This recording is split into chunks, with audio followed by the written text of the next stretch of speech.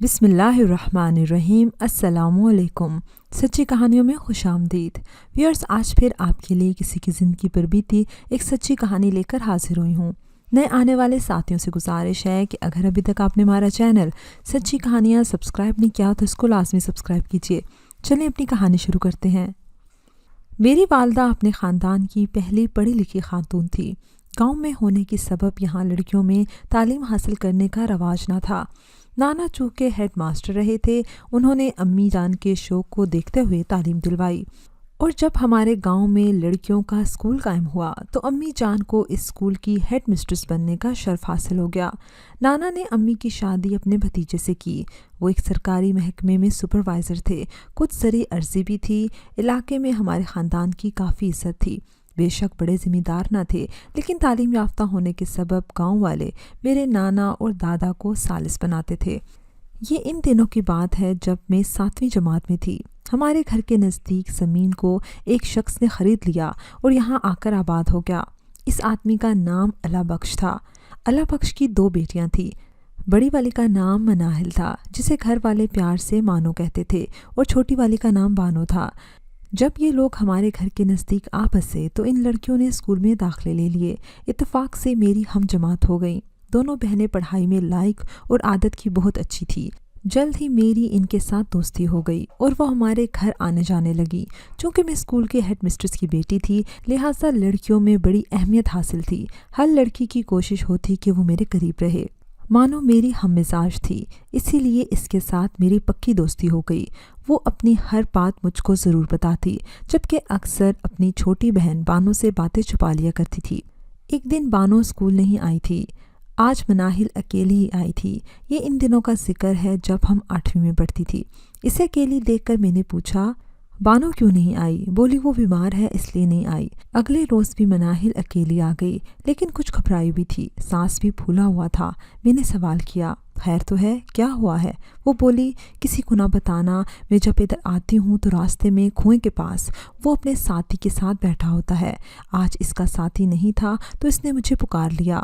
میں نے مڑ کر دیکھا تو قریب آ کر کہنے لگا، تم مجھے بہت اچھی لگتی ہو اور میں تم سے شادی کرنا چاہتا ہوں۔ میری بات کا جواب دو گی نا؟ مجھ کو بہت غصہ آ گیا۔ میں نے زمین پر تھوک کر کہا، یہ لو میرا جواب۔ یہ کہہ کر میں چلی آئی، لیکن ابھی تک میرا دماغ گھوم رہا ہے۔ یہ تم نے ٹھیک نہیں کیا، تم خاموشی سے بھی آ جاتی۔ اس طرح کا رویہ دکھانا کیا ضروری تھا؟ وہ بولی، اگر ایسا نہ کرتی تو وہ روز میرے راستے میں آنے کی کوشش کرتا، اس لیے نفرت کا اظہار کیا ہے، لیکن اب ڈر لگ رہا ہے کہیں وہ کوئی غلط رد عمل ظاہر نہ کرے۔ وہ کون ہے آخر؟ میں نے پوچھا۔ مجھے نہیں معلوم، ہم تو نئے لوگ آئے ہیں، شاید تم جانتی ہو اسے۔ اچھا، آج چھٹی کے وقت اکٹھے چلیں گے، میں دیکھوں گی تو پہچان لوں گی، میں نے اسے تسلی دی۔ چھٹی کے وقت امی کو بتا دیا کہ آج مناہل کے ساتھ جاؤں گی، کیونکہ وہ اکیلی ہے، اس کی بہن بیمار ہے۔ چھٹی کے وقت میں مناہل کے ہمراہ چلتی۔ تھوڑا سا آگے گئی تھی کہ کنویں کی منڈیر پر 2 لڑکے بیٹھے نظر آئے۔ وہ دونوں باتیں کر رہے تھے۔ جب ہم قریب سے گزرے تو ایک میرا چچا زاد بھائی دانش تھا اور دوسرا اس کا دوست قاسم، جو اس کا ہم جماعت بھی تھا۔ میں نے اپنی سہیلی کو تسلی دی کہ گھبراؤ نہیں، یہ لوگ آئندہ تمہارا راستہ نہیں روکیں گے۔ میں دانش سے کہہ دوں گی، وہ روز ہی بھائی سے ملنے آتا ہے۔ شام کو دانش آیا تو میں نے اس کو کہہ دیا کہ تم لوگ کیوں میری ہم جماعت کے بارے میں باتیں کرتے ہو؟ وہ میری سہیلی ہے۔ دانش کہنے لگا، وہ مجھ کو اچھی لگتی ہے، لیکن میں اس کی عزت کرتا ہوں۔ آج تک ہم کلام نہ ہوا اور نہ کبھی میں نے اس کا راستہ روکا ہے۔ کیوں، کیا اس نے تم سے کوئی شکایت کی ہے میری؟ تمہاری شکایت نہیں کی، لیکن یہ کہہ کر میں مصلحتاً چپ ہو گئی، کیونکہ دانش کا دوست قاسم بھی برا لڑکا نہ تھا۔ میں نے بات کو گول کر دیا، لیکن یہ ضرور کہا کہ اگر تمہیں مناہل اچھی لگتی ہے تو رشتہ مانگ لیں، لیکن پہلے میٹرک تو کر لو، ابھی سے شادی کے بارے میں مت سوچو۔ دانش ہنس کر خاموش ہو گیا اور پھر بات آئی گئی ہو گئی۔ دانش نے قاسم سے اس بات کا ذکر کیا کہ وہ مناہل کا رشتہ حاصل کرے گا، جس پر قاسم خاموش ہو گیا، مگر دل کی آگ سرد نہ ہوئی، کیونکہ وہ بھی اسے چاہتا تھا، اور جب مناہل کو کھیتوں یا کسی پک ڈنڈی پر تنہا پاتا بات کرنے کی کوشش ضرور کرتا۔ مناہل کو قاسم سے چڑ تھی، اسے وہ برا لگتا تھا۔ وہ ہمیشہ اس کی حوصلہ شکنی کرتی اور کبھی گالیوں سے بھی نواز آتی۔ وہ ہر بات آ کر مجھے بتاتی ادھر دانش بھی میرے ساتھ اپنے مستقبل کے ارادوں کو شیئر کرتا، کیونکہ ہمارے مکان ملے ہوئے تھے، سگے چچا کا لڑکا تھا تو آنے جانے پر کوئی پابندی بھی نہ تھی۔ ہمارے گاؤں سے نزدیکی شہر 4-5 کلومیٹر کے فاصلے پر تھا۔ میٹرک کے بعد دانش نے شہر میں بوائز کالج میں داخلہ لے لیا، جبکہ مناہل، بانو اور میں میٹرک کی بطور پرائیویٹ طلبات تیاری کرنے لگی۔ چونکہ ہمارے اسکول 8ویں تک تھا، لہٰذا ہمیں گھر پر تیاری کرتے تھے۔ امی جان اور بھائی سے جو سبق پڑھتی وہ مناہل اور بانو کو آ کر پڑھا دیتی تھی۔ دونوں ہی اچھی لڑکیاں تھیں۔ امی ابو نے ان سے ملنے پر کوئی روک ٹوک نہ لگائی تھی۔ وقت تیزی سے گزرتا گیا۔ دانش نے FA اور ہم نے میٹرک پاس کر لیا۔ ایک روز چچا امی جان کے پاس آئے اور کہا کہ دانش کی شادی کرنا چاہتے ہیں، لیکن وہ اپنی مرضی کرنا چاہتا ہے۔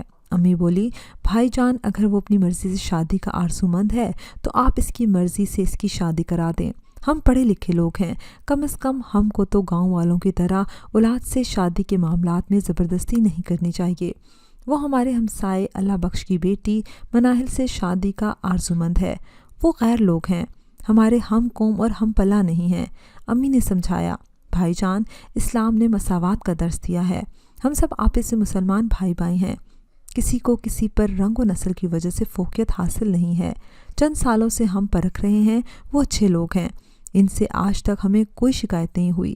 اللہ بخش کی لڑکیاں میری طلبات رہی ہیں، وہ اچھی لڑکیاں ہیں، آپ دانش کی خوشی پوری کر دیں۔ چچا بولے، پھر تم ہی جا کر ان کی والدہ سے دانش کے رشتے کی بات کرو، ہو سکتا ہے مجھے انکار کر دیں۔ اگلے روز امی نے مناہل کی ماں سے تذکرہ کیا تو وہ کہنے لگی، بہن مجھ کو آپ کے گھرانے سے افضل اور کون سا گھر ہوگا۔ ہماری خوش نصیبی ہے کہ آپ نے ہم کو اس قابل سمجھا، لیکن ایک رشتہ دار ان دنوں آیا ہوا ہے، یہ غلام شفیع کے لڑکا قاسم ہے۔ وہ لوگ بار بار آ رہے ہیں اور مناہل کا رشتہ طلب کر رہے ہیں۔ ان کو انکار بھی تو کیا جا سکتا ہے، وہ تو ٹھیک ہے، لیکن ہماری قوم میں ایک رسم ہے کہ بیٹی کے رشتے کے بدلے ضمانت میں زمین یا بدلے کا رشتہ ضرور لیا جاتا ہے۔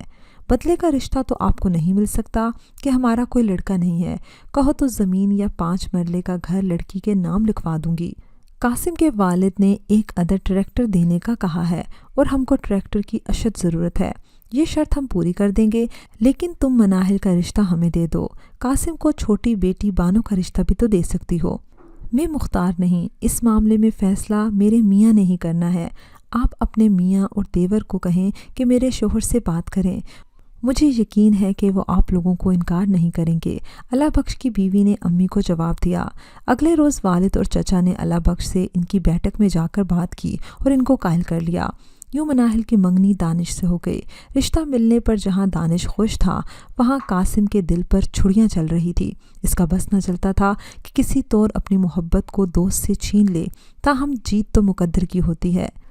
مناہل دانش کے مقدر میں تھی، سو اس کو مل گئی۔ قاسم ہاتھ ملتا رہ گیا۔ اس کو یہ بات سخت ناگوار گزری تھی کہ بنا بنایا رشتہ دانش کی وجہ سے ہاتھ سے نکل گیا، کیونکہ اس کے والدین نے کافی زور لگایا تھا۔ تبھی اللہ بخش چچا نے ان سے کہا کہ آپ میری چھوٹی بیٹی کا رشتہ لے لیں، میں بانو کا رشتہ دینے کو تیار ہوں، آخر وہ بھی میری بیٹی ہے۔ کچھ دن قاسم نے سوچا، کوئی نہ جانتا تھا کہ اس کی نیت میں کیا فطور ہے۔ دراصل اس نے مناہل کے لیے اپنے دل میں نفرت پال رکھی تھی اور چاہتا تھا کہ شادی کے بعد بھی اس سے میل ملاقات جاری رکھے تاکہ کسی صورت میں اس کا گھر برباد ہو سکے۔ دانش کے گھر کے اندر تک کی رسائی تو اسی صورت ممکن تھی کہ اس کے ساتھ گہری رشتہ داری ہو جاتی۔ تبھی دانش کی سالی یعنی مناہل کی چھوٹی بہن بانو کے ساتھ رشتے کی حامی بھر لی۔ یوں قاسم کا رشتہ بانو سے طے ہو گیا۔ دونوں بہنوں کی شادی 1 ماہ کے وقفے سے ہوئی۔ پہلے مناہل دلہن بنی اور پھر بانو اپنے گھر کی ہو گئی۔ مناہل ہمارے پہلو کے مکان میں آ کر بہت خوش تھی، اس کی دانش سے نبھ گئی تھی۔ اب وہ بلا جھجک جب چاہے ہمارے گھر آ سکتی تھی، مجھ سے مل سکتی تھی۔ ہم سہیلیوں کا ساتھ نہ چھوٹا بلکہ اس رشتے سے اور زیادہ مضبوط ہو گیا۔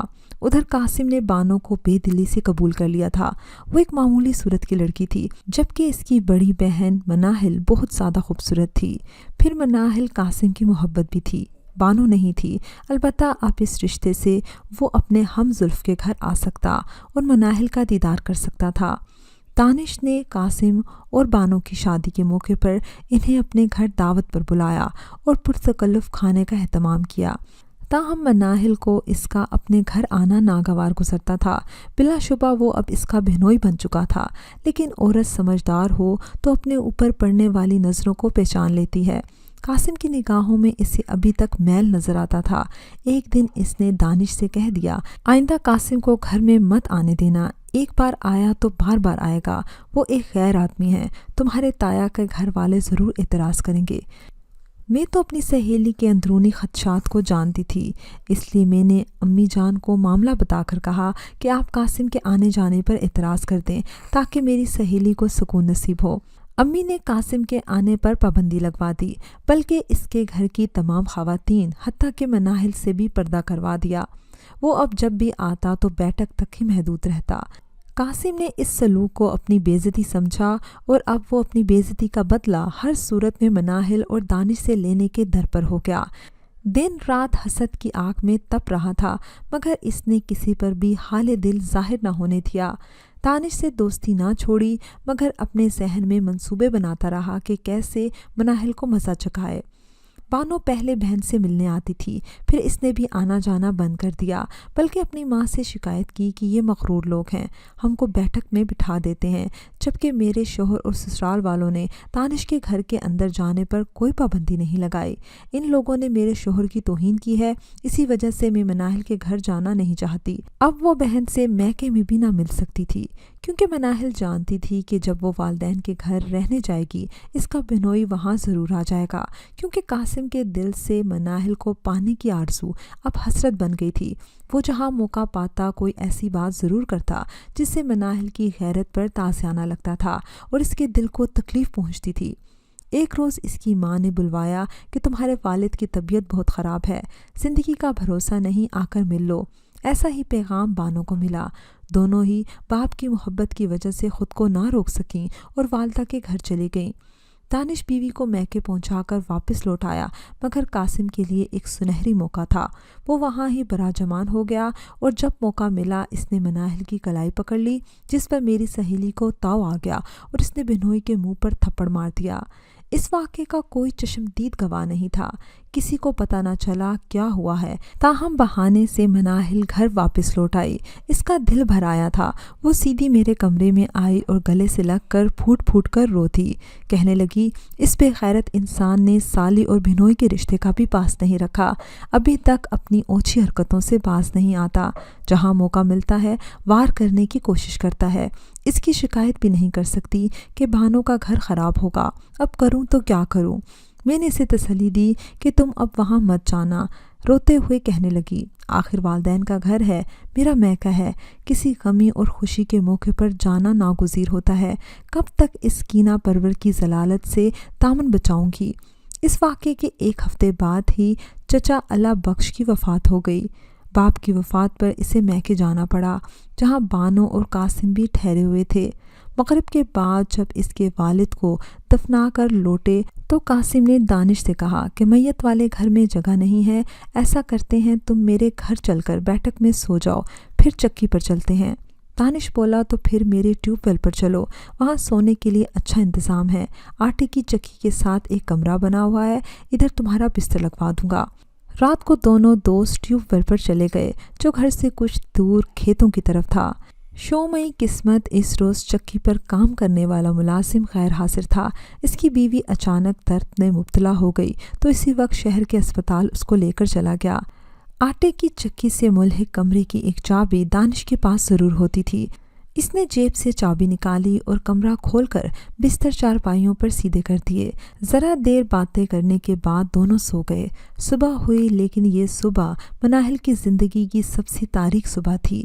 دانش کو کسی نے رات کو قتل کر کے اس کی لاش پر گندم کے تھیلے رکھ دیے تھے، جو وہاں چکی پر گاؤں بھر سے پسوانے کو لوگ لائے تھے اور کمرے میں رکھے ہوئے تھے۔ واردات سے پہلے قاسم نے دانش کو کوئی نشہ آور شے پلا دی تھی اور واردات کرنے کے بعد وہ واپس سسرال لوٹ آ گیا تھا۔ اس نے سب پر یہی ظاہر کیا تھا کہ وہ یہیں تھا۔ گھر سے باہر بیٹھک میں رشتہ دار جو میت پر آئے ہوئے تھے وہ بھی ان کے پاس دری پر سو گیا تھا۔ صبح جب ملازم چکی پر آیا تو اس نے خون کی لکیر فرش پر دیکھی۔ وہ یہ دیکھ کر حیران ہو گیا کہ چارپائی پر گندم کے تھیلے رکھے ہوئے ہیں۔ ایک تھیلا ہٹایا تو نیچے رضائی کے اندر اسے اپنے مالک کی خون آلودہ گردن نظر آ گئی۔ اس کی چیخ نکل گئی۔ وہ بھاگ کر گھر آیا اور چچا جان کو اطلاع دی۔ ابو اور چچا دوڑتے ہوئے جائے وقوع پر پہنچے اور دانش کا حال دیکھ کر دم بخود رہ گئے۔ وہ رنجیدہ اور افسردہ تھانے گئے۔ پھر دانش کی تدفین کر دی گئی۔ پولیس تفتیش میں مصروف تھی۔ ملازم رات بھر ہسپتال میں موجود رہا تھا۔ اس کی بیوی کے ہاں بیٹا پیدا ہوا تھا۔ خدا جانے یہ کس دشمن کا کام تھا، کسی کی سمجھ میں کچھ نہ آ رہا تھا۔ کسی کا بھی شک قاسم پر نہ گیا کیونکہ وہ اپنے سسر کی تدفین میں مصروف رہا تھا۔ صبح بھی دوسروں کے ہمراہ بیٹھک میں سو رہا تھا۔ مناہل کا برا حال تھا۔ واحد وہی تھی جس کو شک تھا کہ یہ واردات اس کے بہنوئی کی نیت خرابی کا نتیجہ ہو سکتی ہے، کیونکہ وہ بار بار اس کی توہین کرتی رہی تھی اور قاسم اس کو دانش کے ساتھ خوش و خرم دیکھ کر سخت مضطرب اور رنجیدہ تھا۔ مناہل نے مجھ سے کہا، شگفتہ ہو نہ ہو دانش کا قتل اسی بدبخت نے کرایا ہے۔ اس نے میرا سہاگ اجاڑا ہے، لیکن میں منہ سے یہ بات نہیں کہہ سکتی۔ اس طرح میری بہن کا گھر اجڑ جائے گا۔ مناہل نے کسی سے نہ بات کہی، مگر قتل کوئی معمولی واقعہ نہیں ہوتا۔ مقتول کا خون آخر بول پڑتا ہے۔ واقعے کے چند روز بعد جب ملازم نے وہ بستر جھاڑا جس کو دانش نے قاسم کے لیے بچھایا تھا اور وہ اسے اجلت میں لپیٹ کر رکھایا تھا، تو اس میں سے ایک بٹن نکل کر گر پڑا۔ یہ بٹن قاسم کے کف سے گرا تھا۔ بٹن نسواری رنگ کا تھا اور قاسم نے بھی اس روز نسواری رنگ کا جوڑا پہنا ہوا تھا جس روز اس کا سسر فوت ہوا تھا۔ جب نوکر نے بٹن چچا کو دیا تو ان کو فوراً سمجھ آ گئی یہ بٹن کس کا ہو سکتا ہے۔ چچا کو نسواری رنگ سخت ناپسند تھا، خاص طور پر جب اس کو مرد حضرات پہن لیں۔ تدفین والے دن ان کو یاد آ گیا کہ اس رنگ کا جوڑا قاسم نے پہن رکھا تھا جو ان کی آنکھوں میں چبھ رہا تھا۔ انہوں نے گھر آ کر کسی سے تذکرہ بھی کیا تھا کہ قاسم یہ کس قسم کے کپڑے پہنتا ہے۔ بہرحال بٹن لے کر وہ پولیس اسٹیشن گئے اور اپنا شک قاسم پر ظاہر کیا۔ پولیس والے پوچھ گچھ کو قاسم کے پاس آئے، چند سوالات کیے تو وہ گھبرا گیا اور اس نے کہا کہ اس کے پاس کوئی نسواری رنگ کا جوڑا نہیں ہے۔ پولیس نے گھر کی تلاشی لی تو جوڑا برآمد ہو گیا جس کی آستین کے ایک کف کا بٹن ٹوٹ کر کہیں گر چکا تھا۔ جو بٹن ملازم کو ملا تھا اس کو جوڑے کے باقی بٹنوں سے ملایا گیا اور پولیس قاسم کو لے کر تھانے آئی، جہاں دوران تفتیش اس نے دانش کے قتل کا اقرار کر لیا اور بعد میں اس کو عمر قید ہو گئی۔ یوں ایک ہی باپ کی دو بیٹیوں کے سہاگ اجڑ گئے۔ ویورز، مجھے امید ہے کہ آپ کو ہماری آج کی کہانی پسند آئی ہوگی۔ کمنٹ سیکشن میں اپنی رائے کا اظہار لازمی کیجیے گا۔ اگلی کہانی تک اجازت دیجیے۔ اللہ حافظ۔